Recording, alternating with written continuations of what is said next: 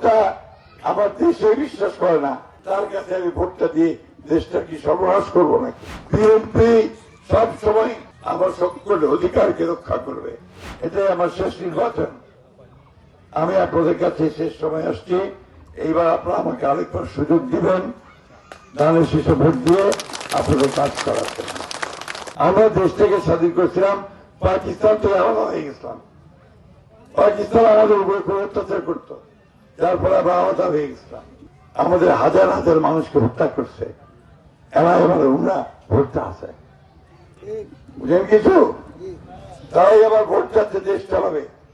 যদি দলটা আমার দেশে বিশ্বাস করে না, স্বাধীনতাতে বিশ্বাস করে না, তার কাছে আমি ভোটটা দিয়ে দেশটা কি সর্বনাশ করবো নাকি?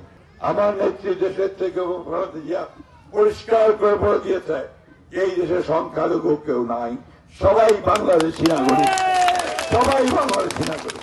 আমি কথা দিচ্ছি আপনাদেরকে, বিএনপি সব সময় আমার সকলের অধিকারকে রক্ষা করবে। বিএনপি প্রত্যেকটি বাংলাদেশের অধিকারকে রক্ষা করবে, মা বোন ভাইদের অধিকারকে রক্ষা করবে। আপনাদের ভোটে নির্বাচিত হয়ে যদি আমরা সরকার গঠন করতে পারি, তাহলে এই ইউনিয়নের সবার আগে এই স্কুলের কাজ আমরা করে এটাকে আমরা পাকা করবো ইনশাল্লাহ। আমার মা কিছুক্ষণ আগে বলে গেছেন যে এখানকার বাচ্চাদের শিক্ষার ব্যবস্থা করতে হবে, শিক্ষার ব্যবস্থা ছাড়া কোনো দাম।